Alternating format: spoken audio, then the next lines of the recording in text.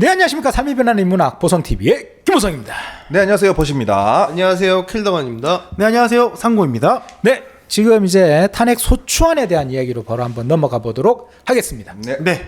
이어서 찍고 있기 때문에 여러분은 두 두 편이지만 편이지만 저희는 한 편입니다. 목이 지금 몰아서 찍고 있다. 이 컨텐츠의 핵심이 우리가 지금 현재 이 상황을 좀 더 우리 주관대로 바라볼 수 있는 아는 것. 아리얼미음. 그게 중요하다고 생각합니다. 알아야 판단을 할 수 있죠. 그렇죠. 네. 자, 일단 탄핵 소추안이 과연 국회에서 어떻게 이 안건을 올렸는가, 헌법 또는 법률의 위배 행위가 무엇이었는가에 대한 것을 한번 얘기해 보도록 하죠. 네. 그 내용을 다 적어서 올린 거겠죠. 소추안을 올린 걸 제가 조금 요약했어요. 요약 너무 길기 때문에 예. 예, 제가 요약을 했고, 일단 탄핵 사유로서 4가지 정도가 올라왔는데, 일단 헌법 또는 법률 위배 행위부터 시작하면 한 7가지 내용이 나오거든요. 번님이 첫 번째가 뭔지 한번 말씀해 주세요. 1. 자, 위헌, 무효인, 비상계엄 발령. 자, 이게 지금 현 첫 번째입니다.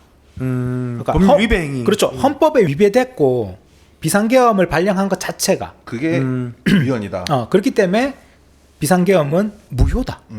저번에 저희가 계엄 얘기했을 때처럼 뭐 전시, 뭐 사변 그렇죠. 핵심이 그거죠. 네. 그 조건에 맞지 않다. 맞지 않다. 그 조건에 맞지 않는다는 거죠. 물론 절차도 우리 저번 시간에 비상계엄에 대해서 했잖아요. 네네. 그 절차 같은 경우에도 계엄령을 선포하기 전에 국무회의 심의가 필수로 이루어져야 된다. 네. 그런데 이행이 되지 않았다라고 탄핵 소추안에 올라왔습니다. 근데 요번에 이제 저 같은 경우는 뉴스하고를 보니까 계엄령 선포 전에 11명이 참석한 국무회의가 있었다라는 기사는 떴더라고요. 국무회의가 있었군요. 네네네. 그래서 국무회의 심의를 한 후에 장관들이 계엄 선포문에 이제 서명을 해요. 그러니까 전두환 때도 보면 그 영화 서울의 봄에 네. 최규하 대통령을 압박하면서 맞아요. 사인하라고 하는 장면에서 예, 그렇죠. 보면 장관들 사인이 다 있잖아요. 네. 계엄 선포문에 서명하는 거예요. 그러니까 전두환도 했던 겁니다. 절차를 지키려고 했던 거죠. 계엄법에 나오잖아요. 그래서 계엄령 선포 전에 국무회의 심의를 이루고 거기에 국무회의 참석한 사람들이 사인이 들어가야 된다는 거죠. 그런데 11명이 참석한 국무회의가 있었다는 기사는 봤는데 여기서 중요한 게 뭐냐면 국무회의 심의를 했어. 네. 그러면 장관들이 계엄 선포문에 서명을 해. 네. 그러면 국무회의를 총괄했던 국무총리가 거기다 또 사인을 해. 네. 그리고 마지막에 대통령이 최종 결재를 하는 것까지. 네. 그래서 원래 그 서울의 봄에서도 압박하잖아요. 마지막에- 대통령 최종 결재를 하라. 사인하십시오. 이러면서. 자, 그러면 이번 계엄 때 그거 있었냐? 라고 물어보는 겁니다. 국회에서. 서명이 있었냐? 그거 가져와 봐라. 그렇지. 서명했으면 이게 서류가 있어야지. 계엄 포고문이 발령이 됩니다. 그렇게 서명이 이루어지고 나서. 네. 그런데 계엄 포고문에도 필수 서명을 해야 되는 또 장관들이 있단 말이에요. 그게 국방부 장관, 법무부 장관, 행안부 장관, 기재부 장관, 그리고 국무총리 5명이 서명을 해야 포고문이 법률적으로 효력을 발생하는 거예요. 법무부 장관 얼마나 중요합니까? 그렇죠. 이게 법사위하고. 법무부 장관이 입회하에 심의를 해서 법적으로 문제가 없는지. 합법적이다. 법무부 장관이 이걸 딱 보고 됐네 라고 해야 될 거 아니야. 그 사인을 했으면 내가 봤으니까 법적으로 문제 없어. 자, 그러면 이 포고문 작성에도 이 5명의 사인이 또 있어야 된다는 거지. 네. 자, 그런데 지금 법제사법위원회 지금 열리고 있었죠. 네네. 그 계속 뭐 아까 정청래 네, 맞아요. 위원장이 막 큰 소리 치고 하는 거 봤잖아요. 그게 법제사법위원회. 시원시원하시더라고. 그렇죠. 이 법제사법위원회 요번에 법무부 장관이 출석을 했죠. 예, 맞아요. 해서 물어봤단 말이에요. 그러니까 법무부 장관이 자신은 서명을 한 적이 없다라고 말했어요. 진짜요? 또한 계엄 선포문의 초안, 이 초안이 이제 선포문 초안이 나올 거 아니야. 예. 네. 그럼 초안을 법무부가 검토를 해야 된단 말이에요. 법률적으로 이상이 있나 없나 사전 검토 해야 되는데 검토하셨어요. 자기는 그걸 검토한 적이 없다. 본 적도 없다. 사인도 안 했고 검토도 못 했다. 그럼 어떻게 진행된 거지? 자, 그렇기 때문에 헌법 또는 법률의 위배 행위라는 거에 있어서 첫 번째, 이 비상계엄 발령이 위헌이고 무효다라고 주장하는 한 부분이 되는 거죠. 헌법 위배돼서 국무회의는 했으나 동의는 얻지 않았다. 그러니까 저는 아직 지금 나온 뉴스와 법사위원회에 출석하고 있는 장관들의 이야기를 보면 저도 헷갈려요. 그렇지. 무슨 말인지 모르겠어요. 딴 말을 하니까 자꾸. 아니 출석은 했는데 사인은 안 했다. 다른 말. 그러면 이거 법무부 장관이 계엄 선포할 때 이거 나 사인도 안 했고 이거 법률적으로 검토도 안 했는데 하면 안 됩니다. 그 얘기해야지. 라고 얘기를 그럼 했어야 되는 거 아닌가? 당연하죠. 절차적으로. 당연하죠. 그러니까 이제 이런 부분들이 우리 국민들이 이거 저 말이 지금 나와서 하는 저 말이 그리고 지금 나오는 뉴스에서 이 부분이 여기 우리가 지금 빨리 판단해야 되는구나 라고 생각해야 될 정보라는 거죠. 그렇죠. 그러네요. 네, 그렇습니다. 자, 그리고 이제 두 번째 헌법 또는 법률 위배 행위가 뭐였는가도 우리 펀님이 한번 읽어주시죠. 위헌적 비상계엄령 발령으로 인한 국민 주권 헌법 제1조와 헌법 수호 책무 위반 헌법 66조 초헌법적 비상계엄 발령을 통해 군을 동원하여 정치 무기화한 행위는 오랜 기간 군사 독재 시절의 고통을 안고 있는 국민들을 정면으로 배신한 국민 주권주의 위배 행위이자 헌법 수호 책무를 저버린 행위가 된다고 적어놨습니다. 그러니까 군대를 동원해서 네. 우리 국민 주권주의와 헌법을 수호해야 되는 책무를 저버렸다. 군을 동원해서 이렇게 일한 것들이. 그리고 세 번째가 위헌적 계엄령 및 계엄 포고령 발령으로 인한 정당제와 정당 활동의 자유, 거주 이전의 자유, 직업 선택의 자유, 언론 출판과 집회 결사 등 표현의 자유, 근로자의 단체 행동권, 대민주주의 불체포 특권, 국회의원의 표결권 침해 또는 위반. 그렇죠. 우리가 포고령 1호만 보더라도 우리 킬더건님께서 말씀하셨던 저번 시간에 비상계엄에서 네.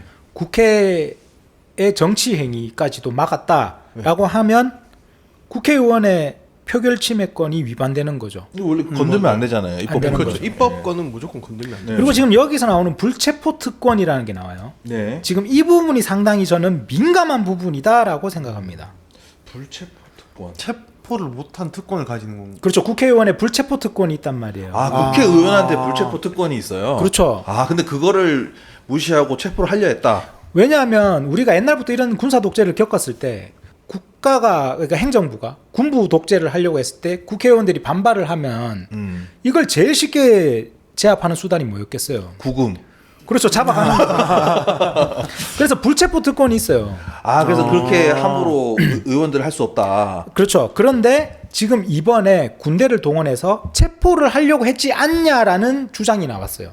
맞아요. 그 진입하려고 했고 뭐 케이블 타이 수갑 같은 게 땅에 떨어져 있었다. 맞아요. 그거는 이제 원래 군대가 출동하면 그 부대가 이게 다 차고 가는 원래 거예요? 다 차고 가는 이제 하나의 세트인데 그렇구나. 대테러용으로. 대트로용이니까. 그렇기 때문에 지금 현재 여기서 첫 번째는 포고령 1호에서 말했던 일체 정당 활동과 정치의 결사 집회를 못하게 하는 거. 이 포고령 1호 자체가 포고령의 1호 자체가 위헌이라는 거죠. 그 자체가 잘못됐다. 그리고 두 번째로 불체포 특권이라는 거는 만약에 체포하려는 체포조를 보냈느냐 진짜로 네. 이 부분이 상당한 문제가 될 수가 있죠. 그러니까 그게 국회의원의 표결권을 침해하는 행위군요, 이게. 그러니까 예를 들어서 표결권이 그거잖아요. 의견을 이제 내고 비상계엄을 발동했어. 그러면 해제. 국회는 해제할 표결을 해야 되고 해제할 수 있는 그렇지. 기능이 있는 거죠. 네네. 그렇지. 그런데 그걸 못하게 했다? 뭐를 통해서? 체포를 통해서. 그러면 이거는 진짜 다 막아놓고 그냥 하겠다는 의지가. 그렇죠. 그래서 지금 나오는 뉴스들에서 가장 쟁점이 되는 게 이런 국회의원을 체포하려고 했느냐. 그다음에 150명이 국회에 모이지 못하게 하려고 어떠한 행동이라든가 계획이 있었느냐를 지금 뉴스에서 엄청 따지고 있잖아요. 그렇죠. 그러니까 입법부의 기능을 마비시키려 했느냐가 쟁점이네요. 어떻게 보면. 그게 쟁점이죠. 그 구체적인 행위, 예. 그 행위를 사전 모의를 했고 실제 진행을 했느냐라는 게 지금 뉴스에서 계속 다뤄지고 있는 맞아요, 거예요. 맞아요. 그래서 이 부분을 우리가 잘 봐야 된다. 그렇지. 이게 저건가요? 그 국정원 1차장인가 뭐 이렇게 뭐 명단을 받았니 많이 나오는. 그렇죠, 그렇죠. 지금 그게 이제 일단 나왔는데 그거 또한 일단 좀 이따가 얘기를 한번 해보죠. 네. 자, 이렇게 해서 비상계엄을 발동한 대통령 또는 계엄사령관에게 정치 활동 자체를 금지하는 권한이 부여되지 않았다는 겁니다. 이건 아주 위험한 거다라는 거죠. 네. 그리고 이제 네 번째가 뭔지 한번 읽어주시죠. 불법 군경 동원에 따른 공무원의 정치적 중립성과 국회의원의 표결권 및 법률에 의한 국군 통수 의무 위반. 그렇죠. 이건 뭐 뭔지 알겠죠. 네. 군을 불법 동원했다라는 네. 거, 국회를 봉쇄했다라는 것이 바로 위헌적으로 군대를 정치 도구화를 한 것이 아니냐라고 말하는 겁니다. 그래서 창문을 깨고 네. 국회 회의장에 있는 본관에 난입함으로써 이를 막으려는 행위. 그렇게 해서 국회 직원들과의 충돌을 빚었기 때문에 국회의 정상적 기능을 저해하는 행위를 한 것이다. 네. 라고 말하는 것이죠. 그렇죠. 그리고 다섯 번째. 네. 대통령직의 성실한 수행 의무 위반. 그렇죠. 대통령으로서 해야 할 수행 의무를 위반했다. 안 했다. 그리고 여섯 번째. 개헌법 위반. 개헌법 제2조 제2항이 정한 비상개헌 발령의 요건, 국무회의 심의라는 비상개헌 발령 절차를 규정한 개헌법을 위반한 행위이다. 아까 전에 얘기했던 거죠. 예. 예, 네. 바로 이 부분입니다. 그래서 국회가 신속하게 계엄 해제를 의결하고 공표했잖아요. 네. 네. 그러니까 대통령실하고 국방부가 통보를 받은 거야. 계엄 해제 네네네. 국회에서 통과됐어요. 네. 대통령실에 보냈죠. 그다음 국방부에도 계엄 상황이니까. 네. 그런데 계엄 해제를 대통령이 발표한 시간이 몇 시간 있다가 발표를 했느냐. 맞아. 맞아요. 꽤 오랫동안 새벽 4시 네네네네. 넘어가지고 네네. 해제 발표를 했단 말이에요. 네네. 그러면 국회에서 계엄 해제 요구에 의결이 있었으면 지체 없이 국무회의를 열어서 계엄 해제를 의결하고 공고해야 되는데 네네. 안 했잖아. 그러니까 계엄법 2조 5항을 위반한 거야 라고 말하는 겁니다. 그렇죠. 요거 좀 중요할 수 있겠네요. 그거를 즉시 안 했을 경우에 무슨 일이 일어날지 모르기 때문에 이런 조항이. 그렇죠. 예. 국민은 불안하거든요. 그렇지. 계속해서 계엄 상황인 거니까 해제가 안 됐으니까. 그렇죠. 국회에서 계엄 해제 의결을 했는데도 묵묵부답이다. 그러면 그동안 국민들은 공포에 떨 상황이 생긴다는 거예요. 계엄령 저희 할 때도 얘기했었잖아요. 지체 없이 해제하여만 하여야 한다. 의무. 그렇죠. 의무 사항인 네. 거죠. 예. 그 좀 뒤에서 또 무슨 짓을 할지도 모르고 그 시간 안에. 국민들은 그렇게 느낀다. 네, 그렇게 생각한다는 왜냐하면 거죠. 그렇죠. 국회에서 의결하는 것 자체가 네. 계엄 해제 요구권이거든요. 해제하라고 요구하는 거지 계엄 해제가 바로 되는 게 아니에요. 네. 네, 그렇기 때문에 국회에서 계엄 해제하라고 요구를 행정부, 네. 대통령실에 요구를 한 거고 대통령이 계엄 해제를 선포해야만 계엄 상황이 없어지는 거니까. 그 계엄 상황이 계속 이어지는 거니까 불안하죠. 네. 불안할 수밖에 없죠. 자, 그리고 마지막 7번째 한번 읽어주세요. 형법상 내란 미수. 내란죄의 국헌을 문란하게 할 목적. 자, 이제 여기서부터가 지금 우리가 뉴스에서 계속 나오고 있는 부분입니다. 내란죄. 내란. 맞아요. 내란죄. 내란죄에 해당하는가라는 부분이죠. 내란죄는 형법상 내란죄에 이제 속하게 됩니다. 사실 저랑 킬더건님도 전공이 법학이거든요. 네, 네. 공부하셨죠. 우리 공부할 때 내란죄 배웠잖아요, 사실. 그렇죠. 공부하고 네, 뭐 네. 분명히 뭐 기말고사나 시험 쳤을 거야. 네, 국가 내란죄가 있죠. 그러니까 근데 그때도 이건 단순히 어떤 느낌이었냐면 약간 환타지 같은 느낌이었어. 이게 설마 일어날. 아, 그렇지. 저는 진짜 국가 내란죄라는 게 발생할 수 있어? 우리가 뭐 북한도 아니고. 그러니까 뭐 그냥 열심히 하는 거는 뭐 폭행이나 절도 뭐 이런 현실에서 진짜 이루어지는 것만 공부를. 저는 진짜 전두환으로 인해서 처음 알았어요. 이렇게 처벌받기도 하는구나. 내란이라는 게 있구나, 막 이런 거였지. 실제로 이 내란죄라는 걸 제 시대 때 보게 될 줄은 몰랐는데. 그렇죠. 어쨌든 저도 오래간만에 이 내란죄를 다시 보면서 추억에 잠겼는데. 이게 법 공부하시는 분들 좀 이상한데. 그러네요. 왜냐하면 이쯤 가면 제대로 안 읽거든요. 그래. 아니 우리 킬더건님이 그러면 오래간만에 네. 옛날 생각하면서 사시 공부할 때 87조. 내란죄 그 87조 한번 읽어주세요. 네, 알겠습니다. 네. 예, 내란죄 제87조 내란 대한민국 영토의 전부 또는 일부에서 국가 권력을 배제하거나 국헌을 문란하게 할 목적으로 폭동을 일으킨 자는 다음 각 호의 구분에 따라 처벌한다. 그렇죠. 뭐 일단 처벌되는 것도 굉장히 무섭습니다. 내란죄는. 와, 이거 무섭네요. 자, 1항에 의하면 우두머리, 우리가 그래서 요즘 자꾸 뉴스에 보면 뭐 반란의 수괴 뭐 이런 말을 할 거예요. 예. 그러니까 내란죄에서도 우두머리라고 나와요. 대빵. 대빵. 예. 우두머리는 사형, 와, 바로 사형이네. 무기징역 또는 무기금고에 처하죠. 이건 체하가 무기징역이에요. 자, 여기 내란이라서 진짜 엄하게 다루나 보네요. 내란은 이 국가의 근간을 흔드는 범죄이기 근간을 때문에. 흔듭니다. 그리고 2항은 어쨌든 그 내란 모의에 참여하거나 아니면 지휘를 했거나 그 밖에 중요한 임무에 종사한 자도 와. 사형, 무기 또는 5년 이상의 징역이나 금고죠. 그리고 이 행위가 일어났을 때 살상이나 파괴, 약탈 행위가 일어났다? 아. 만약에 일어났으면 그걸 실행한 자도 군인들이 거기서 누굴 쐈다거나 뭐 훔쳤다거나 이렇게만 한다 하더라도 똑같이 처벌합니다. 그 사람도 사형에 처했어요. 그렇죠. 지휘관이 아니고 그냥 명령 받아서 일반 만약에 사병이든 아니면 뭐 그렇죠. 그 행위를 한 사람. 그리고 3항에 아주 무서운 말이 나오죠. 부하 수행하거나 단순히 폭동에만 관여한 자는 5년 이하의 징역이나 금고에 처한다. 부하 수행이 뭡니까? 부하내동이란 말 들어봤어요. 네, 그렇죠. 그러니까 줏대 없이 내 생각 없이 네네네. 내 생각 없이 남들이 하니까 따라한 사람. 아, 약간 군중 심리 마냥 네. 방관해가지고. 선동당한. 자, 자, 이게 내란죄를 처벌하는 것과 내란죄를 규정하는 것이죠. 예. 그럼 여기서 중요한 게 뭐냐면 국헌을 문란하게 할 목적이 있었냐 없었냐는 거예요.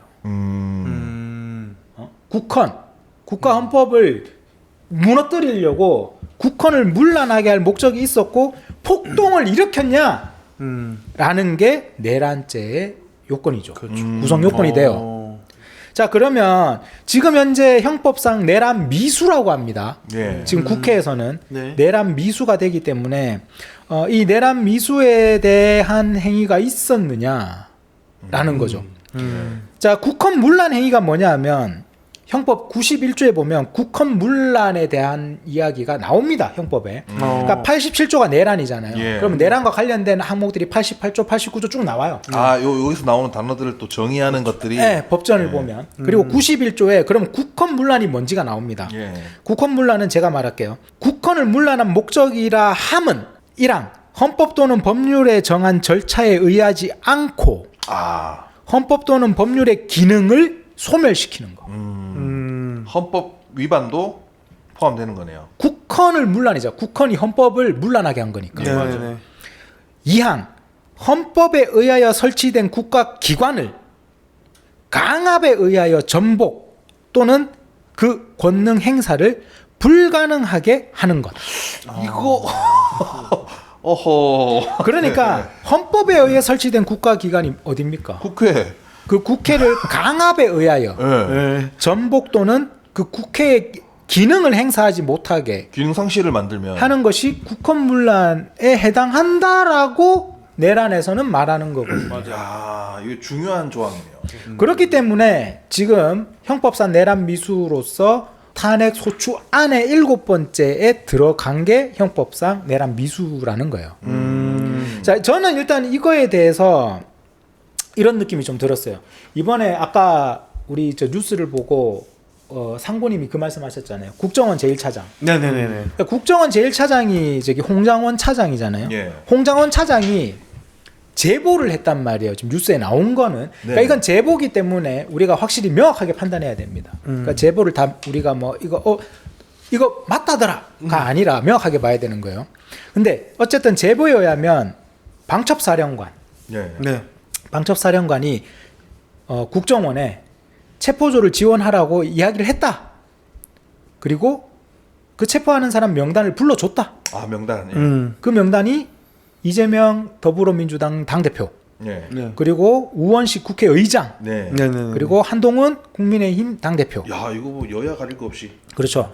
그리고 김민석 의원, 박찬대 의원, 정청래 의원, 조국 혁신당의 조국 대표, 예. 그리고 언론인 김어준. 아, 김호준 씨도 네. 그리고 김명수 전 대법관, 대법관. 그리고 김민웅 촛불행동 상임 대표.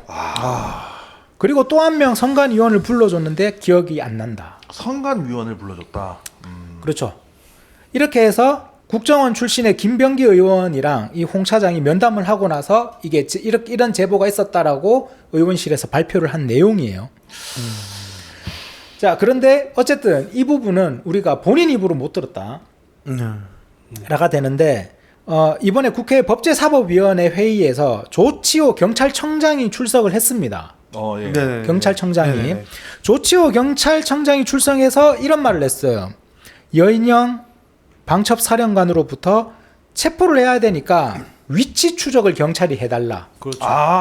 그 위치 추적을 해야 되는 의원 명단을 받았다. 네네네. 그게 본인은 뜨문뜨문 기억이 나는데 이재명 대표, 네네. 정청래 위원, 그리고 야당의 원내대표, 그리고 이 사람은 왜 들어갔지라고 생각했던 게 김명수 전 대법원장, 그리고 권순일 대법관, 이 사람 정도 기억이 납니다. 그리고 이후에 다시 전화가 와서 한 명 더 추가라고 해서 한 명 더 추가한 한동훈 대표도 들어갔습니다. 라고 요번에 법제사법위원회에서 경찰청장이 이제 출석해서 얘기를 한 거죠. 네. 그런데 이제 여인영 방첩사령관 같은 경우에서 뭐 기억이 나지 않는다 이렇게 얘기를 했어요. 그렇죠. 그 본인은 김용현 전 국방부 장관에게 네. 이런 사람들의 위치 확인이 필요하다는 지시는 받았다라고 말합니다. 국정원장은 이런 말을 했어요. 국정원 제1차장이 이렇게 명단이 있었다나 나는 방첩사령관하고 얘기했고 대통령이 전화가 직접 왔었고 나한테 봤지. 그리고 방첩사 좀 도와줘 라고 했었다라는 말에 국정원장은 이렇게 말했습니다. 이 같은 사실은 난 잘 모르겠다. 그런데 대통령이 자신에게 정치를 체포하라고 말한 적이 없는데 만일 그런 일이 있다면 국정원장이 나한테 하지. 뭐 대통령과 국정원 제1차장은 개인적 친분도 없는데 나는 홍 차장의 증언을 좀 믿기 힘들다. 그렇죠. 친분 관계도 없고 그리고 만약에 이런 중차대한 사건이면 국정원장이 나한테 얘기할 텐데 나한테 얘기 안 했고 하기사 대통령인데. 라고 이야기가 나왔어요. 그러니까 지금 우리가 여기서 판단보다는 되게 냉정하게 잘 지켜봐야 되는 거죠. 지금 여러 증언들과 네네네. 정보들과 어쨌든 홍수처럼 쏟아질 거라고 저는 생각해요.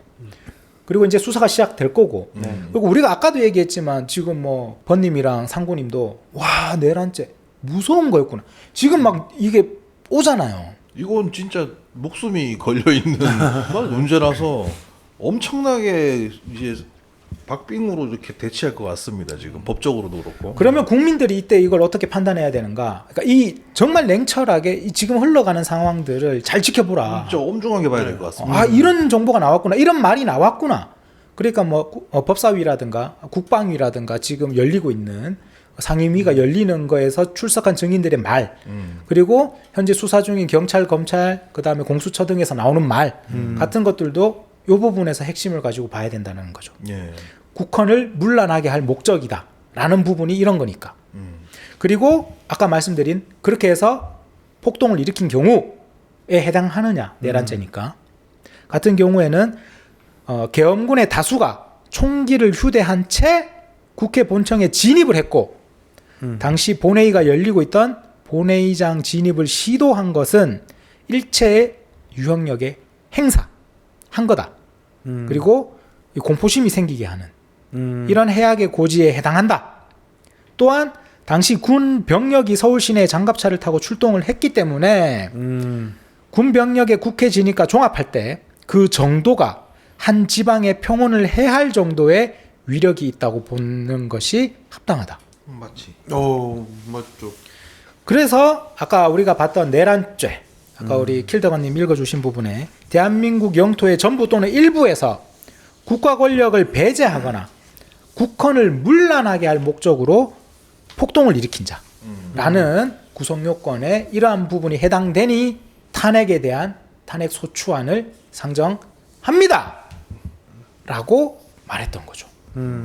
그렇게 해서 표결이 이루어졌던 거고. 그렇습니다. 네. 그리고 이렇게 해서 지금 현재 우리가 뉴스에 나오고 있는 내란과 연결된다라는 겁니다. 네. 네네. 만약 탄핵이 가결돼서 진짜 탄핵 심판까지 이루어지게 되면 지금 이 비상계엄에 참여했던 뭐지? 군 지휘관들까지 내란 미수의 공범이 됩니다. 그렇죠. 예. 왜냐하면 요건 자체가 이 비상계엄 자체가 내란 미수죄에 해당하기 때문에 왜냐 그게 인정되기 때문에 그럼 엄청나게 죄와 벌을 받게 되는 거거든요. 이거 뭐 주대 없이 가만히 있다 끌려가도 다 죄를 받는 거니까. 그러니까 내가 동조해서 끌려갈 게 있고 안 갈 게 있지. 동조를 하면 안 되는 게 있다. 그렇지. 그게 바로 내란과 같은 상황이다. 내란은 지금 우리 국가를 적으로 돌리는 행위죠. 예. 그러니까 지시받았다. 지시받은 대로만 했다 하더라도 책임을 져야 됩니다. 자, 일단 이렇게 내란과 관련된 부분까지 포함한 게 이 탄핵 소추안의 내용이었습니다. 네. 그리고 현 시점까지 현 시점까지의 이제 내용이고 네. 지금 이제부터 이제 계속 발생하는 건 그런 비상계엄 사태에 대한 이 수사죠. 네. 네. 이제 수사가 들어갑니다. 이제. 네네네. 현재 지금 경찰의 국수본, 우리가 국가수사본부라고 해요. 복수본. 아, 국수본, 네. 국수본과 검찰의 특별수사본부 특수본, 네네. 그리고 고위공직자범죄수사처 공수처 공수처. 이렇게 지금 막 서로가 네. 앞다투어 수사를 하겠다. 내가 하겠다. 네, 지금 검찰이 좀 발빠르게 가고 있어요. 어. 그런데 제가 아는 한 계엄과 관련돼서는 국수본이 갖고 있는 걸로 알아요. 경찰 국수본. 저도 국수본이 맞다고 생각이 드네요. 그리고 국수본은 인원이 굉장히 많아요. 지금 네. 현재 뭐 150명의 수사단을 꾸렸다 뭐 이런 얘기도 있고. 어. 그런데 지금 현재 보니까 대부분의 이 군인들부터 시작해서 국방부 장관 같은 사람들이 지금 현재 출석 요청을 할 거 아니에요. 수사를 해야 되니까. 네. 네네네. 동시에 들어오는 것 같아요. 아 여러 부처에서. 그러니까 전부 다 검찰로 가요. 아. 현재는. 그리고 법원에서도 영장 발부를 신청을 다 하나 봐요. 여기서. 경찰도 하고 검찰도 하고 공수처도 하고. 그러니까 지금 법원이 영장을 기각했어요. 그렇죠. 너희들 합의를 봐라. 이게 지금 저는 좀 걱정되는 게 골든타임을 놓칠 수가 있어요. 증거인멸도 가능할 거고 네네네. 여러 가지가 있으니까. 그래서 내란죄 수사는 원래 검찰에서 할 수 있는 게 아니에요. 그래서 직권남용과 관련돼서 시행령으로 검찰에서 이걸 물고 엮어가려고 하는 것 같아요. 근데 저는 이제 그런 부분도 돼요. 지금 우리나라 수사기관들이 공을 세워야 된다. 아. 안 그래도 방금 왜 다들 이거를 하려고 하지라고 여쭤보려고 했는데 그럴 이유가 그걸 수 왜냐하면 있겠네요. 지금 검찰 같은 경우에는 우리가 예전부터 계속 나왔던 게 뭐 검찰 개혁, 뭐 검찰 탄핵, 뭐 아까 번님도 말씀하셨지만 공을 세워야 된다라는 게 있지 않나. 아니, 현 대통령도 그쪽 출신이니까. 그래서 조금 불안한 거죠. 예. 우리 입장에서는. 예. 그쪽 출신 대통령인데 검찰 쪽에서 그럼 받는 게 과연 되나. 그게 없을까? 한석번 먹던 사이인데 그런데 이제 뭐 검찰총장 같은 경우에는 뭐 법대로 하겠다. 뭐 엄정하게 하겠다라고 하는데 누구나 다 그렇게 얘기는 하죠. 그렇죠. 그렇죠. 그리고 이건 뭐 이렇게 볼 수도 있잖아요. 그러니까 검찰 출신은 이제 믿을 수 없어. 그런 국민의 신뢰가 그렇죠. 있죠. 국민적 그렇죠. 신뢰가. 네, 네. 요번에 공수처에서는 공수처법 24조에 보면 이첩권이라는 걸 발동할 수 있어요. 아. 왜냐하면 고위공직자 범죄는 우리 공수처가 한다. 공수처 자체가 직권남용부터 다 다룰 수 있다. 조건이 된다. 우리는. 그러니까 이첩 넘겨달라. 그래서 경찰과 검찰이 수사권을 다투고 있을 때 이첩권을 이제 요청을 했는데 어떻게 될지는 모르겠어요. 아 지금 이제 이첩권 발동한 상태군요. 그렇죠. 근데 공수처는 또 인원이 적어요. 아 얼마 안 되는구나. 예, 뭐 한 30명 뭐 안팎으로 되는 것 같아요. 아, 그러니까 국수본이 150명이잖아요. 네. 국수본이 유력한데 그거. 이 앞으로 수사가 어떻게 될 것인가, 수사의 주체가 누가 될 것인가에 따라 국회에서도 지금 조율을 하려고 하는 것 같아요. 근데 국회는 국회대로 특검 발동하자. 차라리 특검을 발동하자라고 이야기도 하고 있습니다. 정말. 빨리 정해져야겠네요. 근데 진짜 그렇죠. 이게 이 시간이 길어서 수사가 미뤄지면은 증거 인멸이 되는 가능성도 있으니까. 그렇죠. 그래서 지금 뭐 이게 과연 어떻게 될 것인가에 대한 부분도 너무 엄중하고 저는 사실 그 생각도 들어요. 뭐 이번에 계엄 때도 그랬지만 이게 이번에 또 내란이라는 말이 나오니까 아 이거 위험하지. 지금 수사기관에서도 다뤄본 적 없는 지금 그거 범죄예요 이게. 그러니까 전부 다 약간 멘붕인 거죠. 해본 적이 없는데 생각도 못했을 거예요 저는. 그런 일이 생각 너무 들어요. 커졌어 이게 내란까지 가면서. 예. 그렇죠. 너무 커진 거죠. 그냥 약간 고등학교 중학교 때 배웠던 근해 공식을 사회생활 나와서 쓰는 느낌이네. 그분들 입장에서는 그렇죠. 근해 공식을 배웠는데 밖에 성인이 쓸 일이 없었는데. 갑자기 근해 공식을 써야 되네. 약간. 쓸 거라고 생각 안 하잖아요. 그렇죠. 살면서. 폰도 안 쓰는데. 지금 어쨌든 수사가 중구난방으로 막 되고 있는 것 같긴 한데 빨리 좀 이렇게 수사의 주체를 방향성을 잡았으면 좋겠다. 저는 빨리 정해야겠네요. 그런 생각도 있어요. 그러니까 뭐 예를 들어 기소권은 공수처가 가지고 아, 수사의 실무를 그 경찰의 국본이 좀 하면 이렇게 인력을 서로 조율해서 뭐 나갈 수 있는 그것도 방법 합동으로. 네, 합동 수사 그러니까 합동으로 하는 거죠. 자, 일단 이렇게 해가지고 탄핵과 내란에 대한 이야기를 한번 해봤습니다. 지금 이제 뉴스에 나오는 부분들을 우리는 좀 차갑게 바라볼 필요가 있다고 생각해요. 맞아요. 냉정하게 바라보고 끝까지 바라보자. 지쳐 쓰러지지 말자.